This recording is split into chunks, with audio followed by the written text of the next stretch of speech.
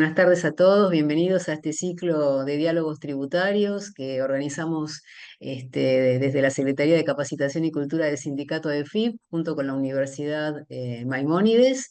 Hoy vamos a tener, además de las últimas novedades en materia impositiva y de la seguridad social, el tema específico organizado, que es el de fideicomiso, con la disertación de la doctora Ana Paula Locurcio. Eh, bueno, les quería comentar que esta es una charla apta para hipoacúsicos, que contamos con los intérpretes Pablo y Silvina, a quienes les agradecemos muchísimo su colaboración. Eh, Recordarles que al final de la charla vamos a estar leyendo las preguntas que nos vayan dejando en el chat, que por favor no se olviden de completar el formulario de asistencia, porque bueno, en base a él después les enviamos el material del curso y se contabiliza el 75% de asistencia que deben contar para luego a fin de año recibir el diploma que emitimos junto con la universidad. Em, bueno, agradecerles a Cristina también y a la doctora la participación, a los compañeros del sindicato, a Pablo Flores, nuestro secretario general, Fabián Borelo, secretario de Finanzas, Lorena Tianese, secretaria de Prensa, y a mis compañeros de la Secretaría, Matías Martínez, Lía Herrera y Pablo Cejas, que bueno, que juntos organizamos todo el ciclo para que, bueno, para que ustedes lo puedan recibir. Así que bueno, Cristina, te dejo arrancar con las novedades, ¿eh? Muchas gracias. Muchas gracias, muy buenas tardes a todos, bienvenidos. Yo, como siempre, he preparado un pequeño PowerPoint para graficar las novedades y siempre lo mismo, o sea, muchísimas cosas para presentar, así que tratamos de hacer una selección con aquellas novedades que entendemos son más relevantes y que pueden contribuir a digamos, a lo que es este ciclo, ¿no? A diálogos tributarios. En esta oportunidad, como siempre, los cortes se hacen desde la última presentación hasta el actual, con lo cual van a ir viendo algunas novedades publicadas dentro de lo que es boletín a partir del 25 de agosto, como la que están viendo en este momento, donde se planteó por primera vez la devolución de lo que es el impuesto país. El impuesto país que se percibía junto con lo que es la percepción por gastos realizados a través de tarjetas de crédito o viajes al exterior. El impuesto país en realidad nació como un impuesto de emergencia para solventar determinados gastos durante la pandemia que tuvo que afrontar el Estado. Por lo tanto, recordemos que este impuesto era temporal y hay empresas que, si bien el impuesto país se deja de percibir en diciembre del año pasado, hay empresas que no pudieron llegar a absorber este gasto y nace originalmente la Resolución General 5720, que implementó un procedimiento especial para que todos aquellos importadores que hayan incorporado sus despachos de importación pudieran recibir la devolución de este gravamen, que significa impuesto para una Argentina inclusiva y solidaria. No importa si hubieran realizado total o parcialmente el cómputo de esas percepciones, sino el hecho de haberse inscripto. Lo que se plantea es que hay operadores que hoy no pudieron llegar a ingresar el 100% de esos despachos de importación, por lo tanto, se decide extender el plazo hasta el 4 de septiembre 2025. Por supuesto, hoy ya vencido, pero era una novedad en ese momento. Siempre respetando el orden cronológico, recordemos también la resolución 5750 vinculado a regímenes de percepción de IVA.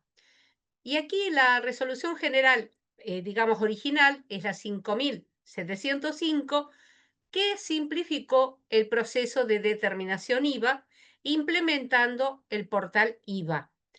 Esta figura lleva a que distintas entidades del sector privado han realizado algunos planteos para poder acceder al cómputo de las percepciones a través del sistema, debido a una cantidad de particularidades en los procesos internos de registración. Recordemos que el sistema lo que hace es traer la información que existe en nuestra base de datos y cada contribuyente debe validarlo.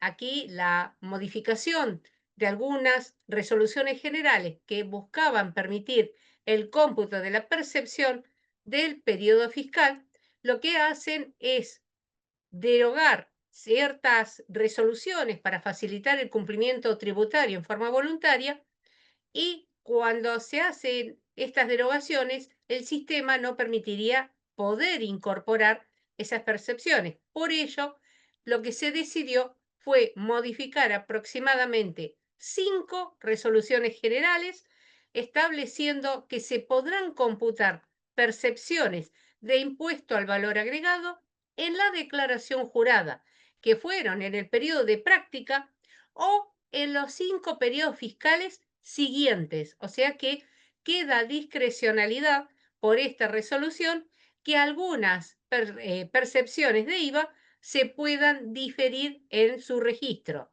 Y aquí les digo, dentro de esas resoluciones se modificó la resolución 1603, que es sobre compra-venta de cheques de pago diferido y certificados de aval en bolsas de comercio y mercados autorregulados, los cuales se encuentran a actuar como agentes de percepción y de retención.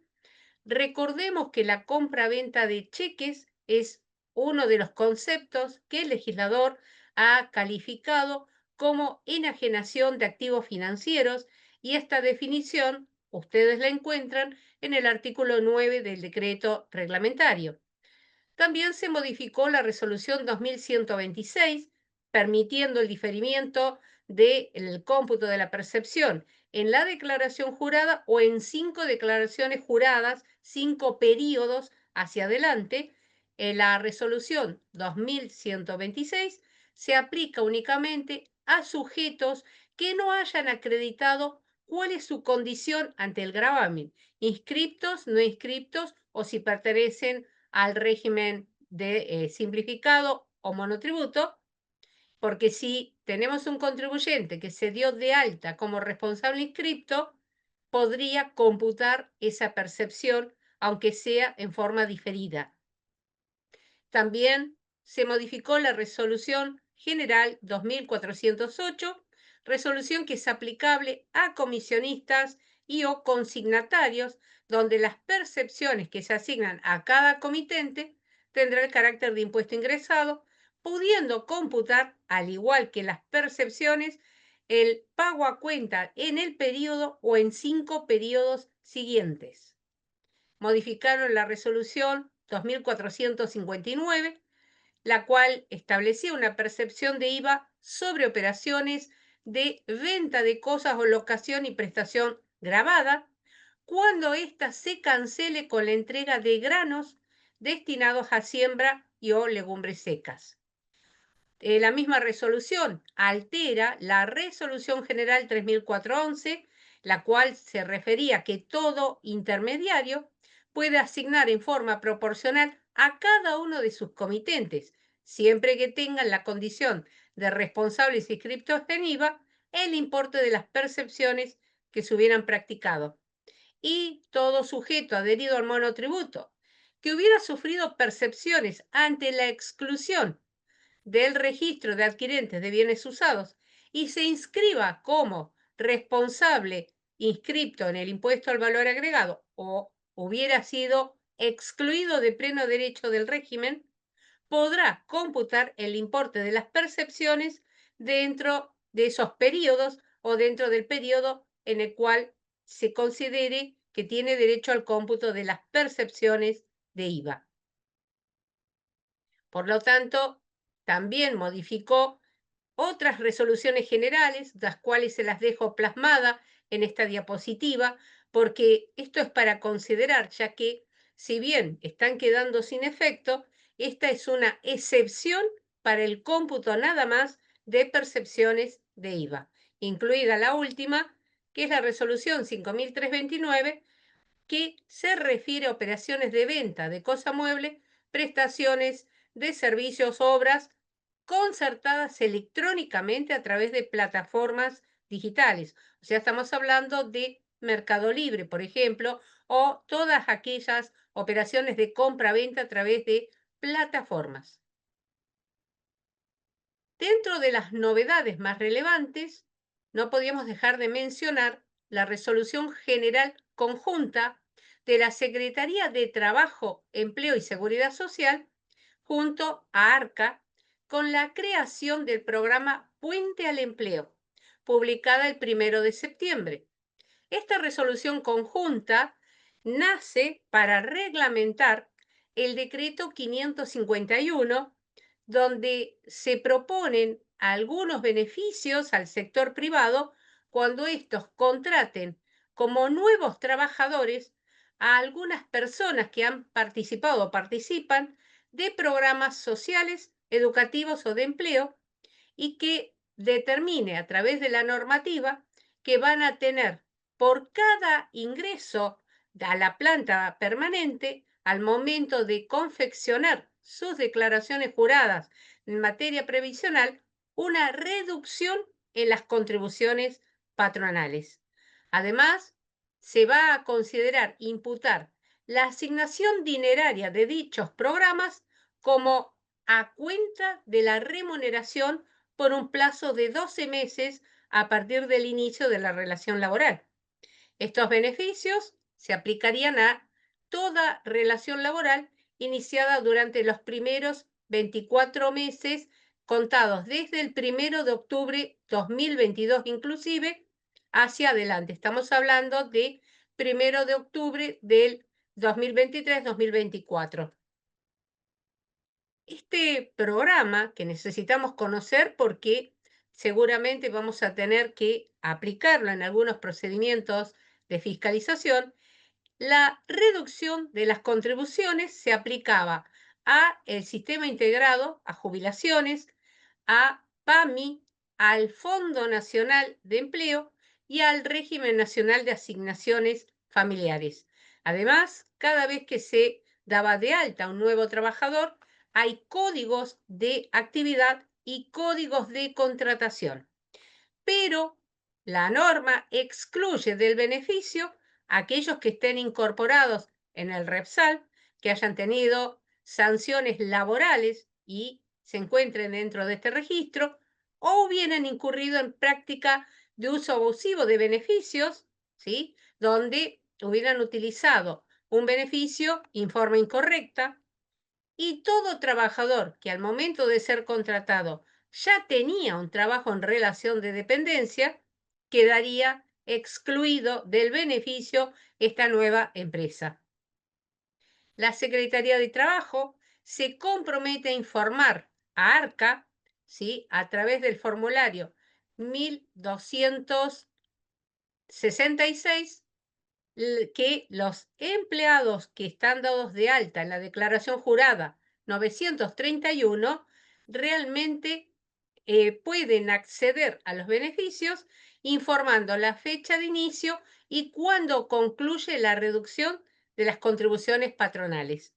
ARCA, por su lado, implementa el procedimiento para confeccionar las declaraciones juradas con la reducción de las alícuotas y a esos empleadores, los cuales pueden acceder al beneficio de puente al empleo, se les va a codificar como 543, decreto 551-2022, puente al empleo.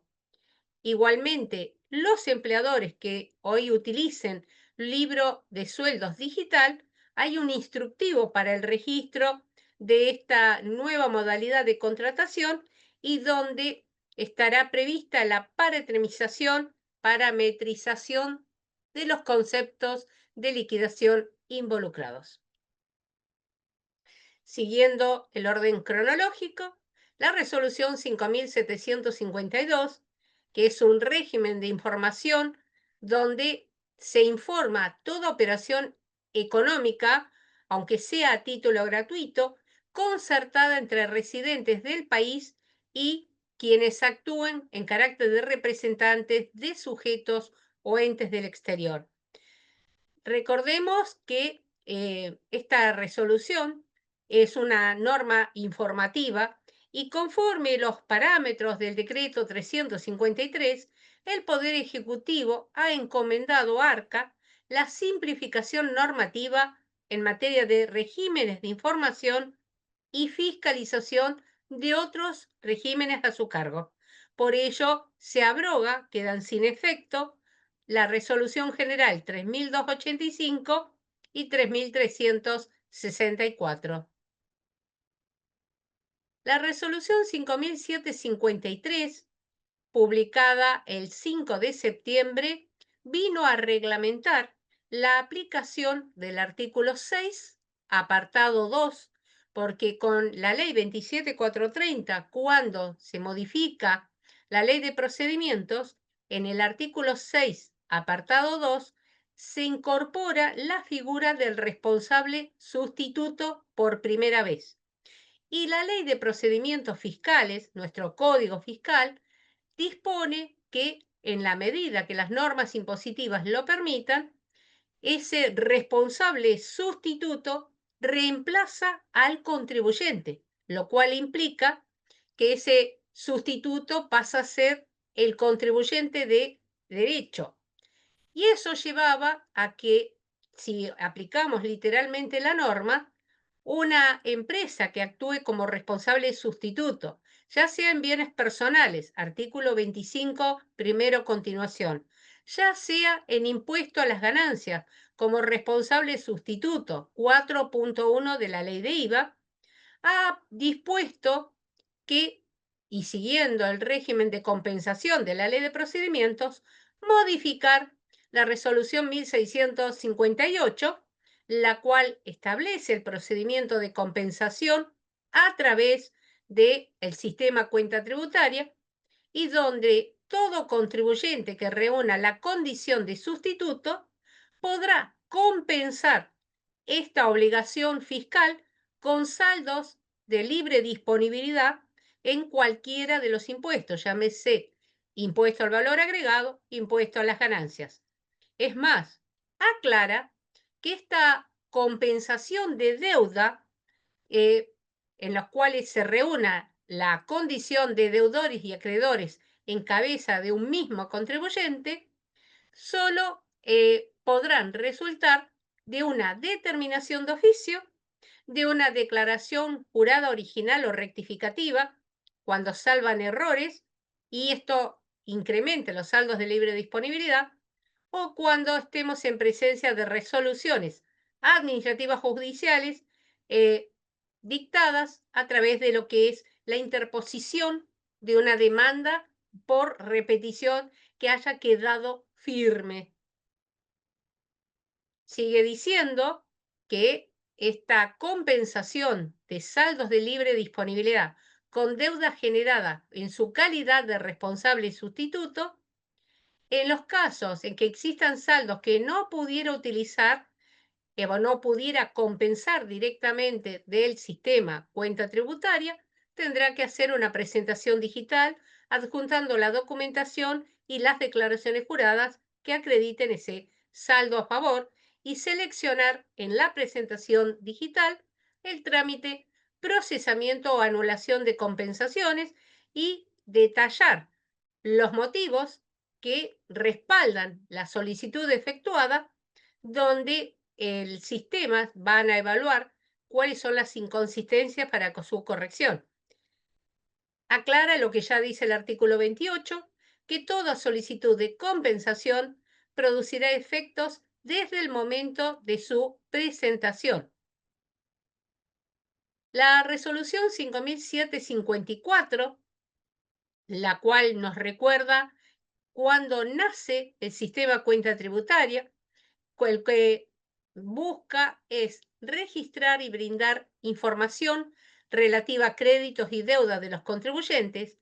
Y acá algo interesante es que cuando los saldos acreedores correspondan a periodos fiscales cuyos vencimientos al momento de la presentación de la declaración jurada hubieran acaecido con anterioridad al 1 de enero del quinto año anterior, mientras no estén, en este caso, prescriptos, podrán utilizarse esos saldos de libre disponibilidad como viables, pero en la medida que no se cumpla el plazo de prescripción a través de, digamos, una presentación digital donde acredite la existencia de esos saldos.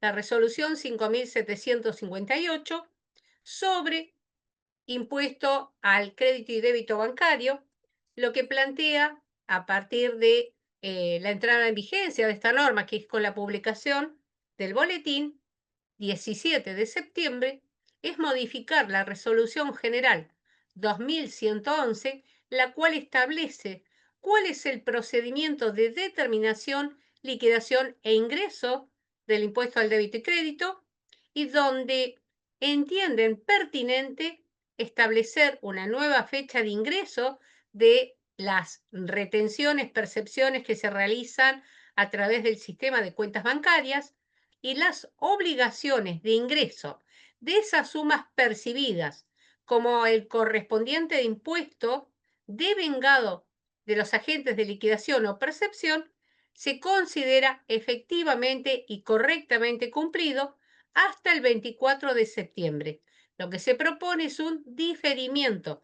El vencimiento hubiera sido del 16 al 22 de septiembre, se prorroga al 24 de septiembre inclusive. Y hasta aquí las novedades de este mes. Muchas gracias.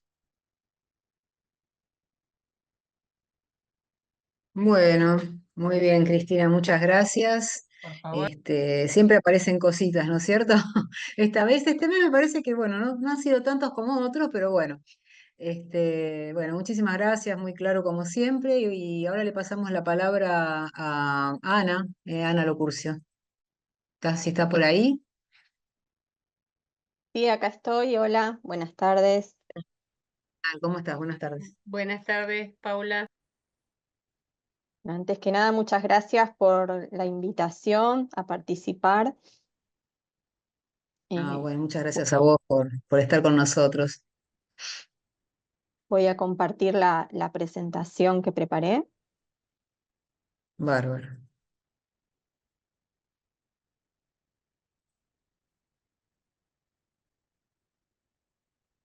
Ahí está, ahí se ve. ¿Se ve? Perfecto, ahora la Sí, pongo más grande.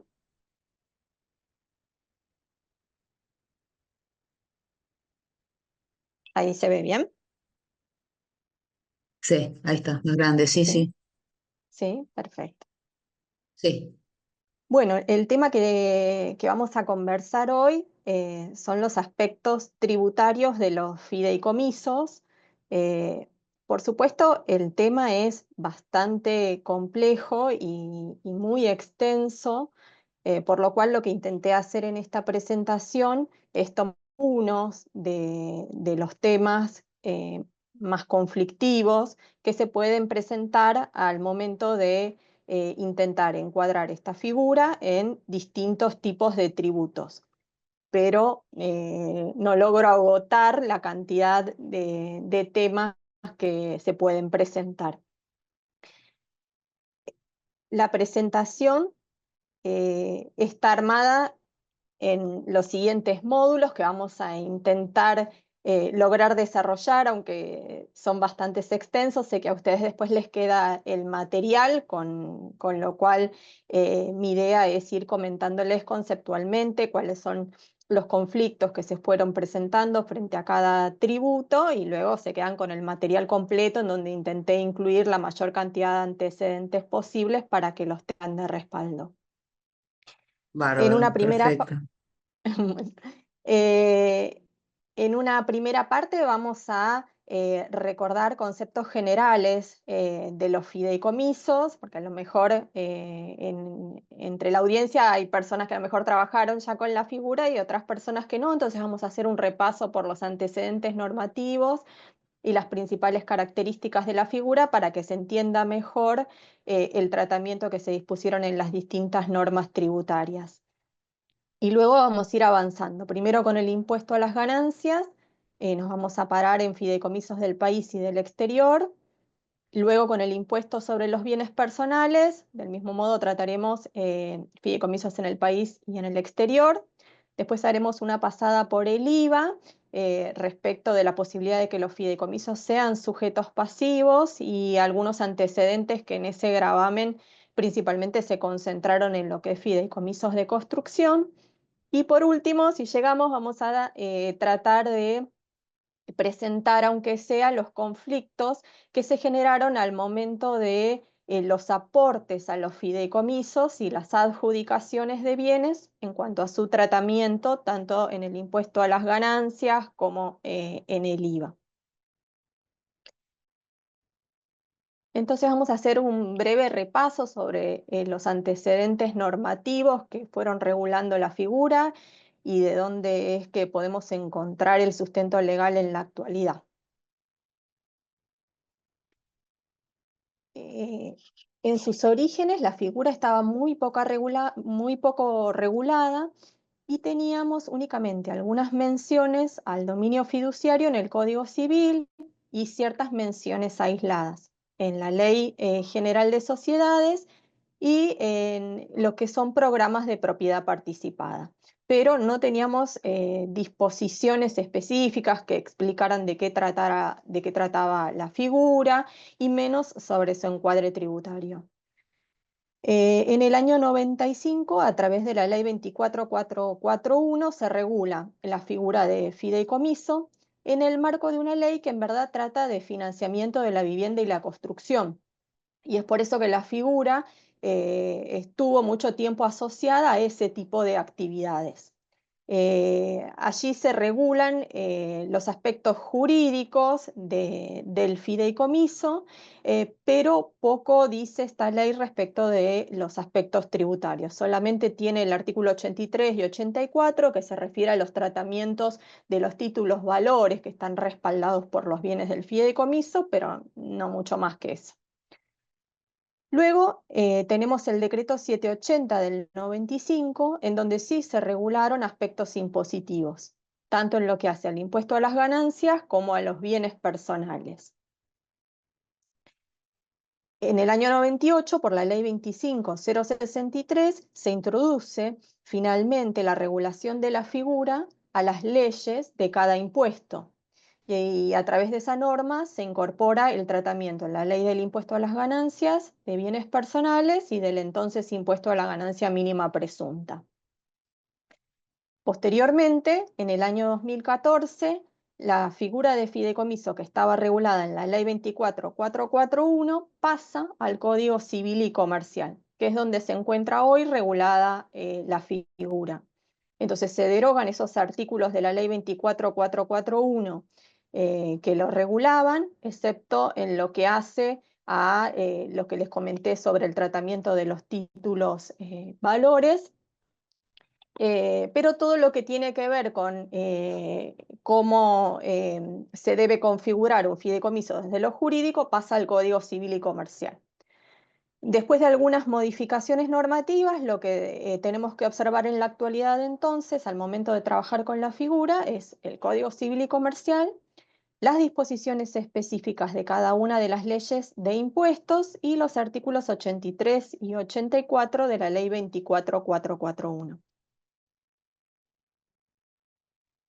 Bueno, y entonces vamos a comenzar a introducirnos en las características principales de esta figura como para hacernos una idea de por dónde pueden venir las dificultades en el derecho tributario al momento de regularla.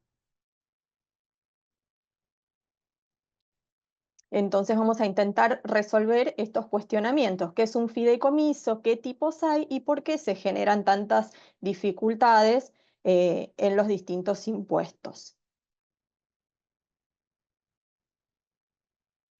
La definición de fideicomiso que tenemos en el Código Civil y Comercial de la Nación nos dice que hay contrato de fideicomiso cuando una parte llamada fiduciante transmite o se compromete a transmitir la propiedad de bienes a otra persona, denominada fiduciario, quien se obliga a ejercerla en beneficio de otra llamada beneficiario, que se designa en el contrato, y a transmitirla al cumplimiento de un plazo o condición al fideicomisario. Entonces esto parece un trabalengua, ahora lo vamos a tratar de esquematizar. Los elementos que vamos a extraer de esta definición es que está previsto el fideicomiso como un contrato, aunque más adelante el código también indica que se puede constituir por testamento, y que hay distintas partes, el fiduciante, el beneficiario, el fiduciario y el fideicomisario. Y que el primer acto, luego de la constitución del fideicomiso, es la transmisión de la propiedad de bienes. Pero más adelante el código nos va a decir que no es cualquier propiedad, es la propiedad fiduciaria, que tiene características particulares. Entonces, tratando de esquematizar esta definición, tenemos al fiduciante que realiza un aporte de la propiedad de bienes al fiduciario. El fiduciario vendría a ser como una especie de administrador que va a cumplir los objetivos del fideicomiso, va a encargarse de que se cumplan. Los rendimientos del fideicomiso se entregarán al beneficiario, que puede ser el fiduciante o el fideicomisario, o sea, pueden coincidir las partes. Puede ser el fiduciario, pero con algunos requisitos en cuanto a respetar el interés de las demás partes del contrato, o puede ser otra persona ajena a las demás partes del fideicomiso. Y también prevé el código que el derecho del beneficiario puede transmitirse. El beneficiario tiene derecho a obtener los rendimientos, los beneficios del fideicomiso, y ese derecho se puede transmitir. Eso también a lo mejor ha generado ciertas inquietudes en materia tributaria en cuanto al tratamiento de esa cesión de derechos que eventualmente suceda. Luego tenemos al fideicomisario, que es el que recibe los bienes aportados al fideicomiso y que puede coincidir, como les decía antes, con el beneficiario o con el fiduciante o ser otra persona, pero no puede ser el fiduciario, que es el administrador.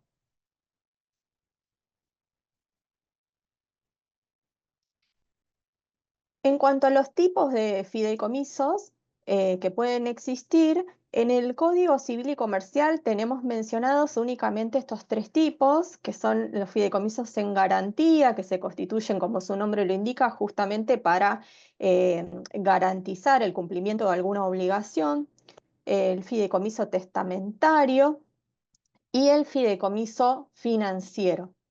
Pero también hay otros tipos de fideicomisos que en definitiva han sido construcciones de la jurisprudencia o de la doctrina, como por ejemplo el fideicomiso en construcción.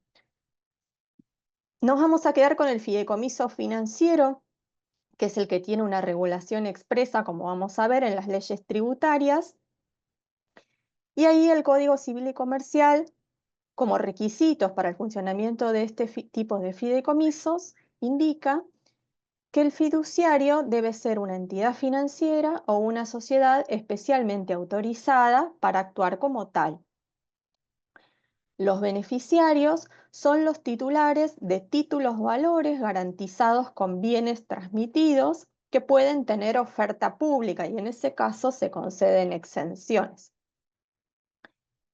El fiduciario emite certificados de participación que posibilitan participar en los resultados, los podemos pensar como algo parecido a una acción de una sociedad, mientras que por otro lado también se pueden emitir títulos representativos de deuda, que son títulos que brindan un rendimiento a su tenedor, dan derecho a la devolución del capital más un interés. Entonces, en un fideicomiso financiero se aportan bienes y se realiza un proceso que se llama como securitización o titulización, que es la emisión de estos títulos que quedan en manos de los inversores, certificados de participación o títulos representativos de deuda.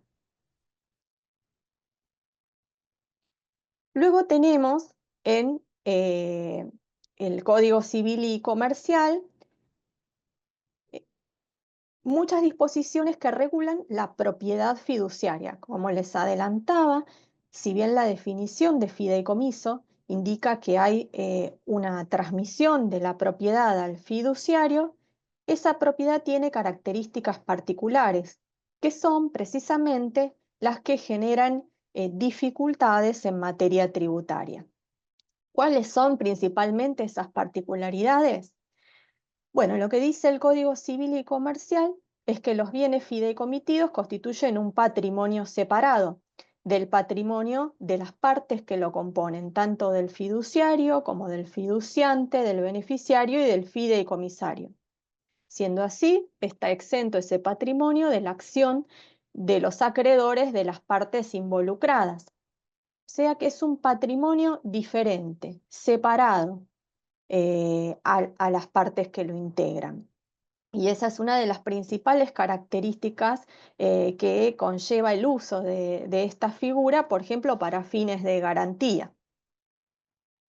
O los fideicomisos testamentarios también tienen encuentran en esta particularidad un gran atractivo.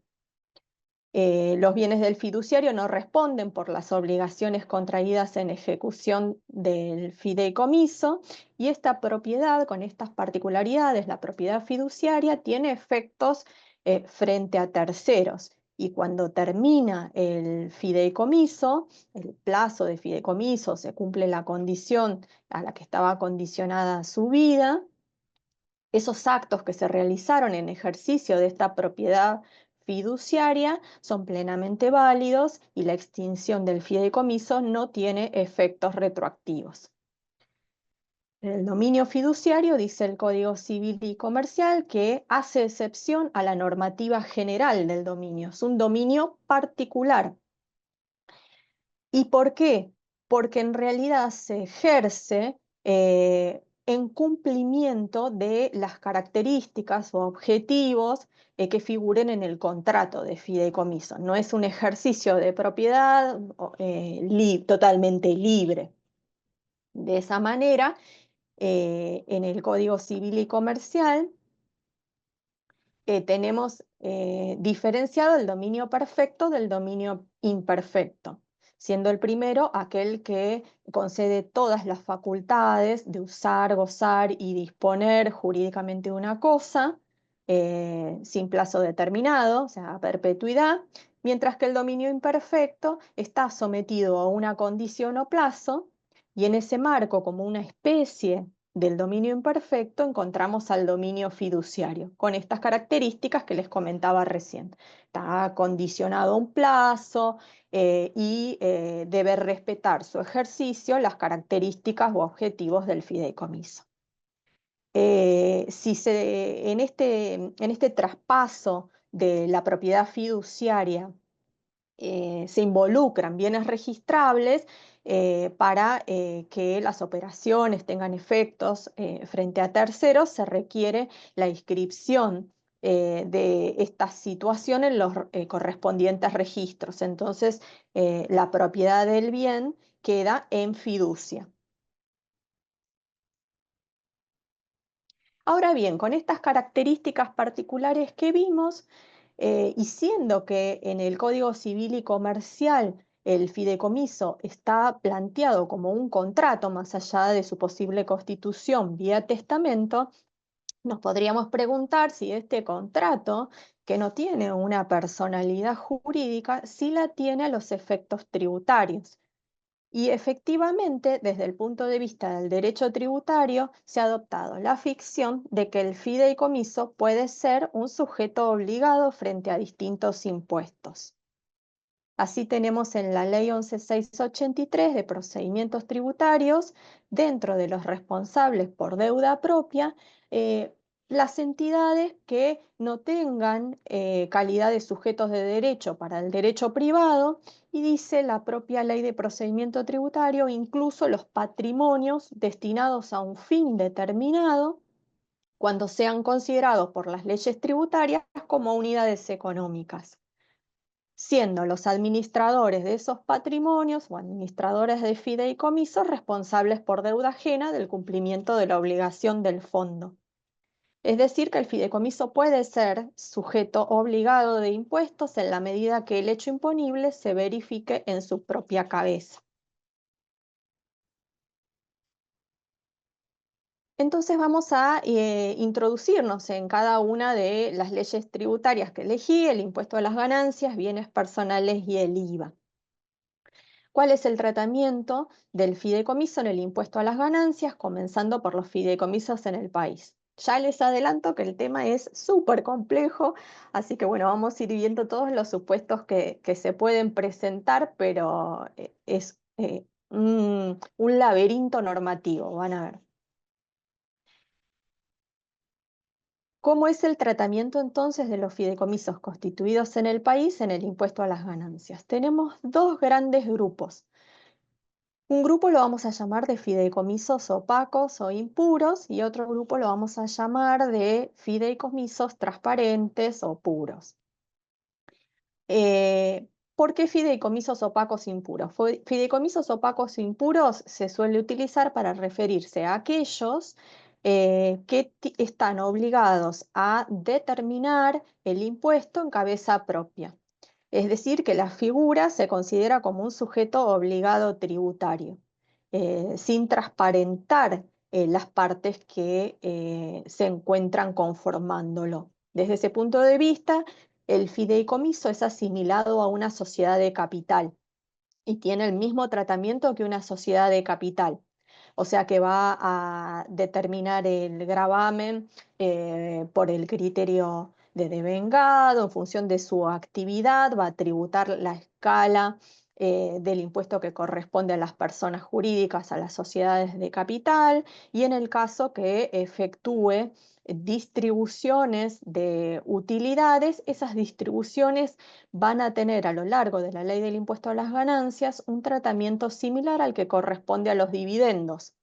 Es decir, que vamos a tener que ver quién es el perceptor de esas distribuciones para saber si le cabe una retención del 7%, si no es computable, o una retención a beneficiario del exterior. Pero en definitiva, lo que tenemos que pensar es que, tratándose de fideicomisos considerados opacos, el fideicomiso se trata como si fuera una sociedad de capital.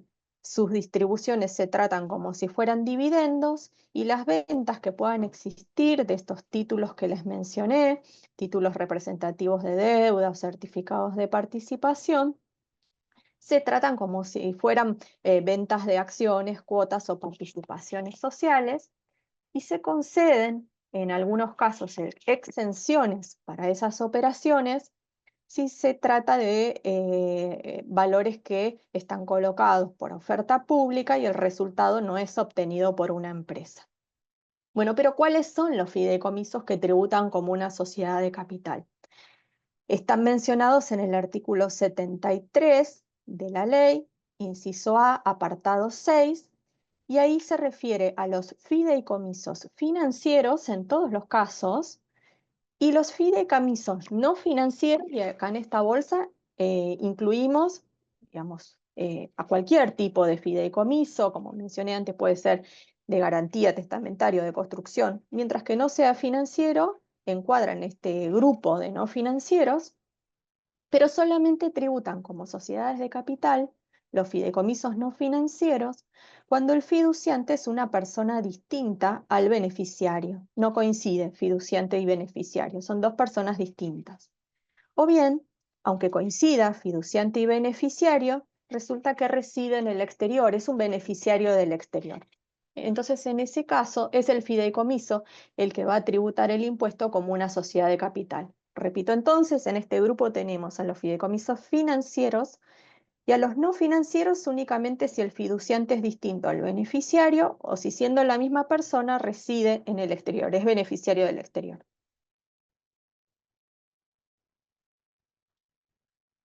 Y ahora vamos entonces al segundo grupo, que son los fideicomisos transparentes o puros. Aquí vamos a encontrar todo el resto de fideicomisos no financieros, es decir, aquellos en los que el fiduciante coincida con el beneficiario y además no se trate de un beneficiario del exterior. O sea, fiduciante es beneficiario y no es beneficiario del exterior. En ese caso, el fideicomiso se vuelve transparente. ¿Y esto qué quiere decir? Que se va a tratar como si fuera una sociedad de personas, no una sociedad de capital. La renta obtenida por el fideicomiso va a ser declarada por el fiduciante beneficiario como una renta de tercera categoría por el criterio de devengado. Esta transparencia implica considerar al fideicomiso únicamente como una unidad para atribuir los ingresos y gastos, como si fuera una sociedad de personas. Es un centro de imputación de ingresos y gastos. Determino la renta del fideicomiso con las reglas de la tercera categoría, las reglas que le correspondan a las empresas, y esa renta así determinada se atribuye al fiduciante beneficiario por el criterio de devengado como una renta de tercer categoría. Esto está en el artículo 53, inciso C de la ley. Al igual que para las sociedades de personas, a los fideicomisos transparentes se les permite optar por el método de sociedades de capital que dije antes, bajo las mismas condiciones que para sociedades de personas. Entonces dijimos que por el artículo 73 tenemos fideicomisos opacos que son responsables por sí mismos de la determinación del impuesto. Y por otro lado tenemos en el 53 fideicomisos que le llamamos transparentes, cuyas rentas son declaradas en verdad por el fiduciante beneficiario. Eh, Ahora bien, tratándose de fideicomisos financieros, yo les dije siempre va como sociedad de capital, artículo 73. Pero tratándose de fideicomisos no financieros, vimos que en algunos casos tributa como sociedad de capital y en otro como sociedad de persona. Y esto depende de si el fiduciante es igual al beneficiario y cuál es su lugar de residencia, si es beneficiario del exterior o no. Entonces se han planteado inquietudes en aquellos supuestos en donde se dan situaciones híbridas, que se llaman fideicomisos mixtos, se le ha llamado la doctrina o la jurisprudencia. ¿Cómo sería este caso? Como la figura de fiduciante o beneficiario no es exclusiva de una persona, pueden haber varias. Y podría suceder que algunos fiduciantes sean beneficiarios y otros no. Entonces, en ese caso, la duda que se planteó es cuál es el tratamiento frente al impuesto a las ganancias. Porque algunos fiduciantes son beneficiarios, entonces serían ellos los que tienen que declarar la renta por el artículo 53. Pero hay otros que no son fiduciantes beneficiarios, entonces ahí sería el fideicomiso. Pero ¿puede el fideicomiso declarar solo una parte de su renta y la otra parte que la declaren los fiduciantes que son beneficiarios? Esa es la inquietud. Por otro lado, si nos vamos al tema de la residencia, puede ser que los fiduciantes sean beneficiarios, todos incluso, pero algunos fiduciantes beneficiarios residen en el país y otros son beneficiarios del exterior. De nuevo, ¿cuál es el tratamiento en esos casos? ¿El fideicomiso declara la renta de los beneficiarios del exterior y los que son residentes del país declaran su proporción? ¿O el tratamiento tiene que ser uniforme? ¿Voy todo por el 73 o todo por el 53? La FIP ha entendido en numerosos antecedentes que el tratamiento no se puede fraccionar, que las condiciones tienen que verificarse respecto de todos los fiduciantes. Es decir, si todos los fiduciantes son beneficiarios, bueno, perfecto, declaran los fiduciantes beneficiarios.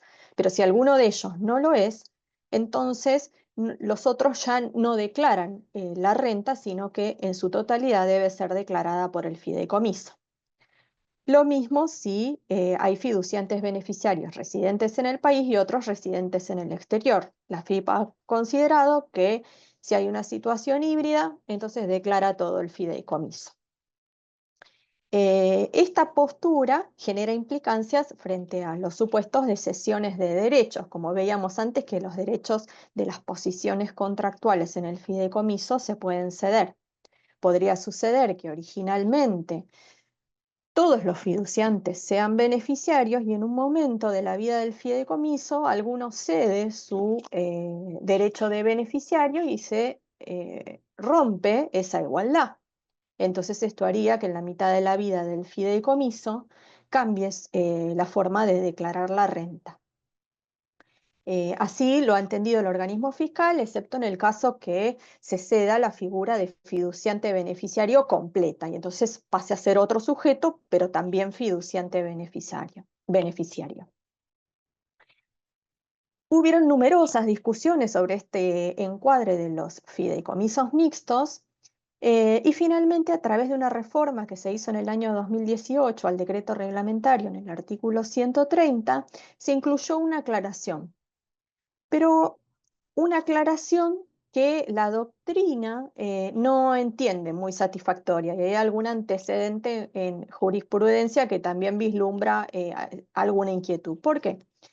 El artículo 130 del decreto reglamentario dice que el fiduciario va a atribuir los resultados obtenidos en el año fiscal a los fiduciantes beneficiarios en la proporción que corresponda cuando exista una total coincidencia entre fiduciantes y beneficiarios del fideicomiso, excepto en los casos de fiduciantes beneficiarios que sean beneficiarios del exterior. Entonces, fíjense que el decreto está exigiendo que haya una total coincidencia entre fiduciantes y beneficiarios. Esto parece resolver lo que llamé como caso 1. Cuando algunos fiduciantes son beneficiarios y otros no, declarará el fideicomiso. No se abre el tratamiento, se requiere total coincidencia. Pero ¿qué pasa si hay total coincidencia? Todos los fiduciantes son beneficiarios, pero lo que no coincide es su lugar de residencia. Algunos residen en el país y otros son beneficiarios del exterior. Una situación de este tipo se trató en un antecedente judicial que llegó hasta la Corte en el año 2024, pero que involucró periodos fiscales previos a la aclaración del decreto, con lo cual hay que tener cuidado con ese tema. La normativa aplicable era otra.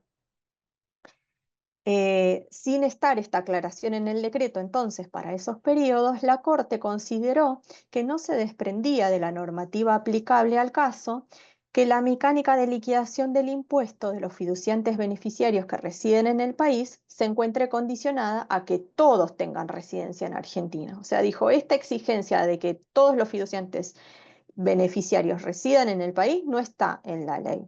Con lo cual admitió la tributación proporcional del fideicomiso, que el fideicomiso solo declare la renta de los fiduciantes beneficiarios del exterior y que los fiduciantes beneficiarios del país declaren el remanente.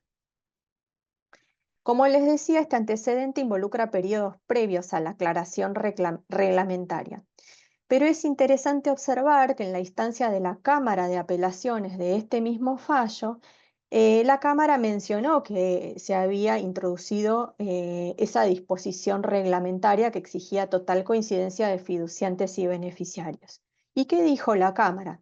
Dijo, sin entrar a juzgar sobre su validez, o sea, sin entrar a juzgar si esa aclaración por reglamento es válida, esta norma contempla como recaudo la total coincidencia entre fiduciantes y beneficiarios del fideicomiso, lo que se relaciona con la temática de los fideicomisos mixtos compuestos por fiduciantes beneficiarios y fiduciantes no beneficiarios. Pero no parece aportar modificaciones en orden a los fideicomisos mixtos integrados por fiduciantes beneficiarios residentes en el país y fiduciantes beneficiarios residentes en el exterior. O sea que la Cámara de Apelaciones, pese a tener en consideración que ya existía esa aclaración reglamentaria para los periodos futuros, dijo, sin entrar a juzgar su validez, no parece aportar aclaraciones respecto de lo que llamé caso 2. Entonces aquí podríamos mantener la duda de si debemos interpretar de una manera más flexible la disposición reglamentaria y considerar que, bueno, la intención fue que haya total coincidencia de fiduciantes beneficiarios y que todos residan en el país, o no, o considerar que el decreto solamente aclaró la situación para los casos que haya fiduciantes beneficiarios y fiduciantes que no lo son. Y en el caso que haya fiduciantes beneficiarios en el país y en el exterior, nos quede la duda y ver si mantenemos la proporción que dijo la Corte o entendemos que no es viable, como lo ha sostenido el fisco en numerosos antecedentes. Entonces, hasta acá vimos que en el impuesto a las ganancias, respecto de los fideicomisos constituidos en el país, hay fideicomisos opacos, que son ellos los que deben determinar el impuesto, como los fideicomisos financieros, y otros que son transparentes, en el sentido de que no es el fideicomiso el que va a determinar el impuesto, sino el fiduciante beneficiario. Pero se empieza a complicar el tema porque en el año 2018, a través de la ley 27.440 de financiamiento productivo, se previeron ciertos casos en donde hay fideicomisos que para la ley de impuesto a las ganancias serían opacos y se vuelven bajo ciertas condiciones transparentes. Son situaciones particulares, por lo tanto, mi idea no es profundizar mucho en esta cuestión, pero sí para que conozcan que existen estas excepciones, lo voy a mencionar rápidamente. En esta ley 27.440, entonces, tenemos un artículo 205 que dice que tratándose de fideicomisos del artículo 73, pensemos fideicomisos financieros, en lugar de declarar la renta del fideicomiso, la van a declarar los inversores perceptores de la ganancia. O sea, es un fideicomiso opaco que esta ley vuelve transparente. Acá les sistematicé cuáles son las condiciones para que estos fideicomisos se encuadren en el artículo 205. Tengan en cuenta que tienen que tener oferta pública y tener determinado objeto, o sea, no dedicarse indistintamente a cualquier actividad, sino que específicamente se consagra a través del decreto reglamentario cuáles son las actividades a las que se tiene que dedicar el fideicomiso para que les quepa la excepción. Pero lo importante tener en cuenta es este tratamiento especial.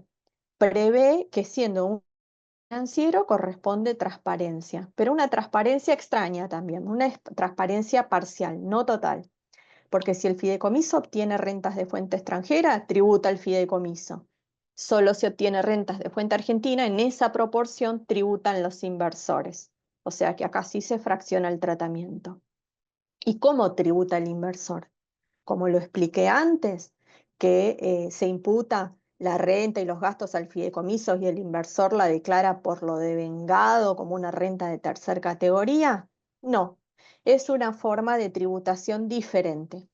Acá lo que me dice esta ley y las normas reglamentarias es que el inversor va a tributar la renta del fideicomiso como si el fideicomiso no existiera. O sea que tiene que mirar qué tipo de renta está obteniendo el fideicomiso y para él, para el inversor, cómo tributaría. O sea, es renta de primera, de segunda categoría, de tercera categoría, qué exenciones le aplica a una persona humana respecto de esa renta, como si la figura no existiera. Ah, bueno, entonces, si es renta de primera va por lo devengado, si es renta de segunda va por lo percibido. No, tampoco. Lo que dicen estas normas es que se va a imputar por lo percibido. Fíjense qué complejo, es como un tratamiento medio híbrido. Vamos a tener que a lo mejor el fideicomiso declara una parte porque es renta de fuente extranjera, el inversor declara otra porque es de fuente argentina, lo hace como si el fideicomiso no existiera, pero no con los criterios de imputación de las rentas que usan las personas humanas, sino siempre por la percepción, mismo si es una persona jurídica, el inversor va a declarar por la percepción esas rentas que obtuvo el fideicomiso, y la alícuota a la que queda grabada la renta es la que le corresponda a cada sujeto. También rápidamente les menciono que hay otro tratamiento preferencial en el artículo 206 de esta misma ley para ciertos fideicomisos financieros con oferta pública que también se relacionen a determinadas actividades puntuales. Ahí también dice la ley que el fideicomiso deja de ser sujeto, aunque es un fideicomiso financiero, y entonces uno diría, ah, bueno, entonces tributa la persona por el criterio de devengado, como vimos antes, como si fuera una sociedad de personas. No, tampoco. Es un tratamiento nuevamente especial y diferente al anterior. Tributan los titulares de los certificados de participación, pero al momento de la distribución acá. Y a la alícuota del 15% en la medida que sean personas humanas o beneficiarios del exterior. Si las distribuciones se realizan después de los 10 años de la emisión de los certificados, no pagan, están grabadas al 0% en la medida que el receptor guarde ciertas calidades. Pero fíjense qué complejidad, o sea, es otra manera de tributar de un fideicomiso financiero. ¿Qué pasa con los fideicomisos del exterior? Que también han generado muchísimas discusiones en el impuesto a las ganancias. Por empezar, cuando empezamos a mirar fideicomisos en el exterior, tenemos que pensar que a lo mejor ni siquiera se llaman fideicomisos. Estamos pensando en otra legislación, en la legislación de otro país. Y el fideicomiso, yo les dije que es un contrato que está regulado por nuestro Código Civil. Entonces, a menos que el otro país tenga un ordenamiento jurídico de fondo idéntico al nuestro, no vamos a encontrar identidad en las figuras. Por eso yo les menciono figuras asimilables. Y muchas veces en este ámbito se menciona al trust como una figura asimilable, pero en realidad no lo es tanto. Porque cuando nos empezamos a inmiscuir en la legislación extranjera, vemos que la forma en la que se definen estas figuras tienen diferencias respecto de la normativa argentina, muchas de las cuales pueden llevar a que sea necesario darles un tratamiento tributario distinto. Por ejemplo, en estos casos de trust, lo que surge de la doctrina, de mucha jurisprudencia, es que a veces la figura tiene características bastante especiales. Por ejemplo, se marca que la forma en la que se transmite la propiedad, las características de la propiedad desde el punto de vista jurídico, no son iguales a las de Argentina, que yo les hablé de una propiedad fiduciaria, un dominio fiduciario, un patrimonio separado de todas las partes. Bueno, en estas figuras extranjeras lo que sucede a veces es que el ordenamiento legal del otro país prevé que los aportes a estas figuras implican el traspaso del título legal al fiduciario, que pasa a ser propietario legal de los bienes, si bien subordinado a los derechos del beneficiario. Además empiezan a aparecer otras partes de la figura en el exterior. El fiduciante se suele asimilar a lo que en la figura del trust se llama settlor, el fiduciario el trustee, y después también hay beneficiarios. Menciona la doctrina que la figura de fideicomisario no es tan común, el que recibe los bienes al final como que no tiene ese nombre.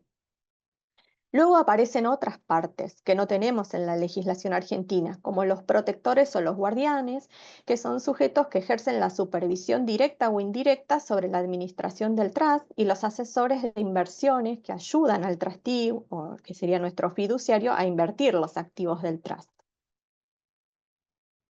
Bueno, y estas figuras extranjeras que, como les digo, a veces se llaman fideicomisos, a veces no, tienen otras denominaciones. ¿Están reconocidas en la ley del impuesto a las ganancias? Porque desde el punto de vista del derecho de fondo, el Código Civil y Comercial, los jueces están obligados a respetar el derecho extranjero. Entonces, ¿cómo los considera nuestra ley? Como que existen, que son un ente separado de la parte argentina que puede participar en ellos. Efectivamente los tenemos mencionados a estas figuras del exterior, figuras jurídicas equivalentes o incluso con el mismo término de fideicomisos, en el capítulo de renta de fuente extranjera de la Ley de Impuesto a las Ganancias. Y específicamente vamos a ver menciones en los artículos de segunda categoría o de tercera categoría, dependiendo de quién es el sujeto argentino que está obteniendo esa renta que proviene de la figura extranjera. Estos artículos de la segunda y la tercera categoría se refieren a la gravabilidad en Argentina como renta de fuente extranjera de las distribuciones que hacen esas figuras del exterior. Pero, ¿qué sucede? Como les decía, estas figuras del exterior tienen particularidades y muchas de ellas han llamado la atención del fisco. Eh, Y entonces han generado ciertas sospechas sobre las intenciones de las partes que han llevado a buscar otro tratamiento que no sea únicamente gravar la renta obtenida por esa figura cuando viene al país, cuando se distribuye. No esperar a lo mejor a ese momento que a lo mejor nunca sucede. ¿Y cuáles son estos elementos o estas particularidades que llamaron tanto la atención? Hay casos en donde los trusts son revocables. Hay casos donde el settlor es el beneficiario, hoy tengo problema con esa palabra. Hay casos en donde el settlor se reserva para sí el poder de decidir las inversiones, la venta de los activos, el uso de los activos que hace el administrador o el trustee. O el settlor tiene el poder de agregar o remover a las partes, eh, eh, guarda cierto control sobre lo que hace el fideicomiso, lo vigila, toma decisiones. Incluso hay casos donde, bueno, no se ha visto de la figura cuál es su finalidad distinta al ahorro fiscal o no está bien documentada la figura o constituida, no se conoce bien cuál es el derecho que le aplica. Entonces, frente a estas posibilidades, se han modificado las disposiciones de renta de fuente extranjera del impuesto a las ganancias atendiendo a situaciones específicas. ¿Qué es lo que está tratando de hacer el legislador en este capítulo de fuente extranjera? Cuando en el artículo 130, en particular el inciso D, vemos que exige imputar la renta por un criterio de transparencia. Está tratando de desvirtuar el uso de la figura con fines de ahorros fiscales. Entonces, empezar en este capítulo de fuente extranjera, la ley me dice que quienes reciban distribuciones de los fideicomisos extranjeros las declaren como renta de segunda o de tercera. Pero en el artículo 130D lo que tenemos es un tratamiento de excepción para casos en donde son más sospechosos. Hay cierta situación de control por un sujeto residente en el país. Entonces, si hay un sujeto residente en el país que controla la figura del exterior, lo que me dice la ley en este artículo 130 es que entonces el sujeto del país que controla la figura va a tener que declarar la renta sin esperar a que le distribuyan las utilidades. Lo va a hacer como si la figura prácticamente no existiera. Entonces va a tener que declarar esa renta en el ejercicio anual en que el ente extranjero cierre su propio ejercicio. ¿Y cómo lo declara? Nuevamente, este tema de la transparencia del que les vengo hablando, lo declara determinando las utilidades y los gastos en cabeza del fideicomiso, como si fuera una renta empresaria y entonces lo imputa como renta de tercera. No.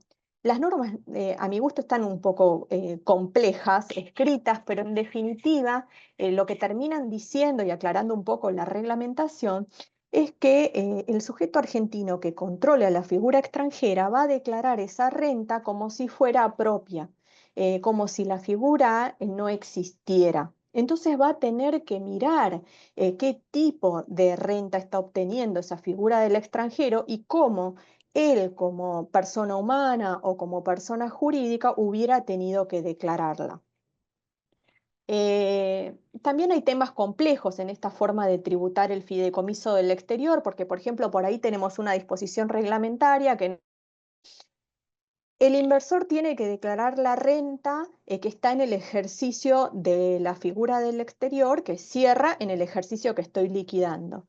Pero si en realidad se trata de una renta que de manera directa la tenía que declarar en otro ejercicio, entonces la declara en el ejercicio siguiente. ¿Cómo es esto? O sea, por empezar me dice, mira toda la renta que está en el ejercicio de la figura, si vos estás declarando 2025, que cerró en 2025. Pero si una de esas rentas vos la tenías que haber declarado, por ejemplo, por lo percibido y no está percibida todavía, espera y la declaras después. Es como un mix también bastante complejo. Lo que les dejo aquí son cuando aplica este procedimiento especial, en donde volvemos transparente al fideicomiso del exterior, es decir, cuando hay control. Y bueno, recepta un poco la norma estas condiciones que les mencioné antes. La figura es revocable, el constituyente también es beneficiario, guarda poder de decisión. La norma, les repito, es bastante compleja, dice que tenemos que mirar estos elementos de control cada año y que si algún año no se da, entonces ese año no se declara por transparencia, sino que va por el método general que corresponda. Y la doctrina también plantea ciertas inquietudes en el sentido de cuando estamos hablando de un sujeto argentino que controla el fideicomiso y que va a tener que declarar la renta. ¿En quién estamos pensando? ¿Únicamente en el fiduciante o también puede ser que el beneficiario o el fideicomisario tengan el control y ser ellos los que tengan que declarar la renta? Y estas presunciones que están en la ley de control, ¿admiten prueba en contrario? ¿Son meros ejemplos? ¿Son indicios? Hay como ciertas inquietudes en el ámbito doctrinario. Lo cierto es que, como les vengo repitiendo, el tratamiento es muy complejo porque hay que mirar estas figuras del exterior, de verificarse el control, en qué invierten ellos a su vez, y puede suceder que la figura a su vez participe en una sociedad, que la ley de ganancias dice que tiene tratamiento transparente y entonces el inversor tiene que mirar toda la cadena de inversiones para ver cuál es la renta que le cabe tributar sin esperar a su distribuido. Y también la ley de ganancias nos envía como caso residual a otro inciso del mismo artículo 130, que son otras situaciones de control en donde también se aplica transparencia. En definitiva, acá yo les dejé un cuadro que, bueno, para que después lo vean con tranquilidad, porque es como, no los quiero marear con tanta información. Mi idea era nada más que vean el panorama general de todas las posibilidades de tributación que se puede dar en el impuesto a las ganancias, pero les dejé un cuadro comparativo del modo en que se tiene que determinar el impuesto en cada uno de los casos que les mencioné. O sea, cuando estamos frente a un fideicomiso asimilado a sociedad de personas, cuando estamos a un fideicomiso contemplado en la ley 27440 y cuando estamos en estos incisos de OF, que son fideicomisos en el exterior. Esto se los dejo para que ustedes lo vean, pero es un resumen de lo anterior de manera comparativa. Pasamos entonces al impuesto a los bienes personales. Prometo que de acá, en el tiempito que nos queda, es más sencillo. En el impuesto a los bienes personales dividí también la exposición en fideicomisos del país y fideicomisos del exterior. Acá tienen una línea de tiempo de cómo fue evolucionando la legislación del impuesto a los bienes personales. Cuando se reguló la figura del fideicomiso, que les dije en la ley 24441 en el año 95, su reglamentación incorporó el tratamiento en el impuesto a los bienes personales. Pero después, ¿qué pasó? En el año 98, cuando se crea el impuesto a la ganancia mínima presunta, se incorporan a los fideicomisos no financieros como sujetos de ese gravamen, y entonces hay interpretaciones de esa época que sostienen que ahí los fideicomisos no financieros dejaron de tributar el impuesto a los bienes personales. Luego, con la ley 26452 en el año 2008, se regula la figura específicamente dentro de la ley del impuesto a los bienes personales. Y es interesante tener en consideración que el mensaje de elevación de esta ley, cuando incorpora la figura de bienes personales, dice que es aclaratoria un poco para resolver todas las dudas que hubieron en el periodo previo respecto de si el decreto 780 había quedado implícitamente derogado por la ley 25063 o no. Bueno, ¿y qué tenemos de tratamiento dentro de la ley de bienes personales?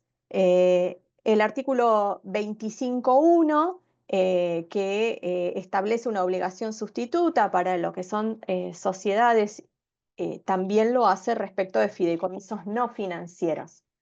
En el caso de fideicomisos no financieros, dice este artículo 25.1 en su cuarto y quinto párrafos, que los bienes que integran el fideicomiso van a tributar el impuesto a una alícuota del 0,5 a su valor al 31 de diciembre.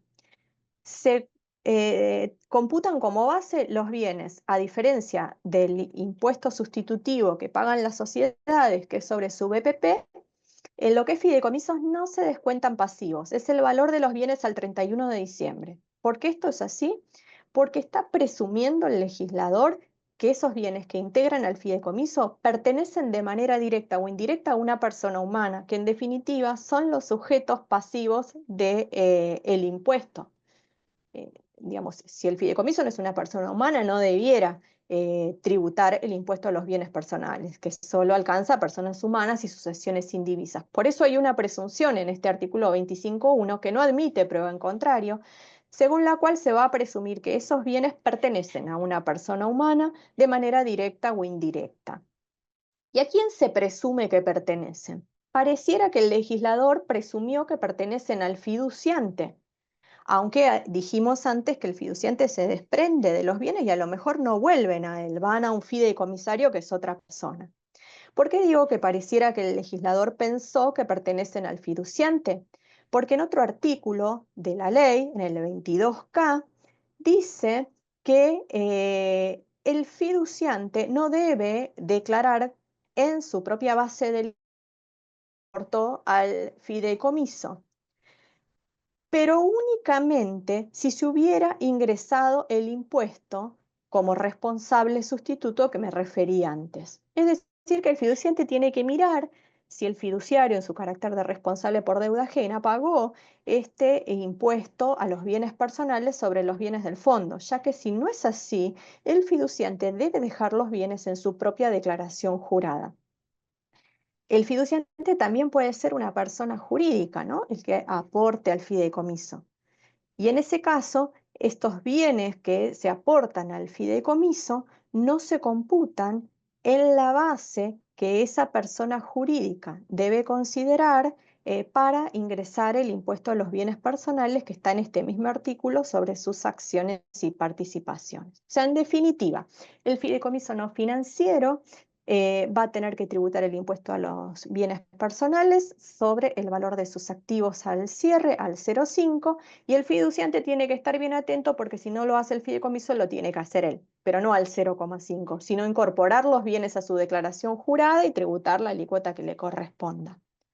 Y esto ya lo mencionó Cristina, precisamente vinculado a este tema, que está habilitada la compensación de obligaciones en calidad de responsables sustitutos con saldos a favor que tenga el sujeto obligado.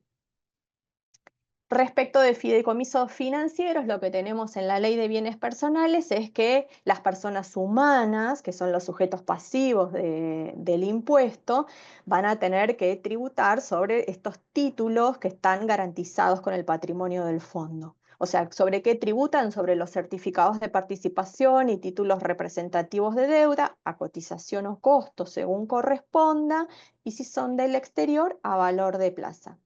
Y tenemos, como les menciono ahí, alguna exención cuando se cumplan ciertas condiciones que tienen que ver con la actividad que desarrolle el fideicomiso y con la oferta pública de los títulos. ¿Y qué pasa en este caso con los fideicomisos en el exterior? O sea, yo les digo, bueno, si tenemos un fideicomiso en Argentina, los bienes de ese fideicomiso van a pagar el impuesto. Se presume que pertenecen a una persona humana. Ahora supongamos que la persona humana lo que tiene son bienes en el exterior.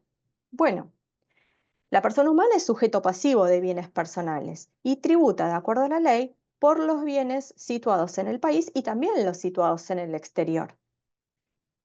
¿Qué pasa entonces si los bienes que tiene situados en el exterior los aporta a un trust, a un fideicomiso extranjero?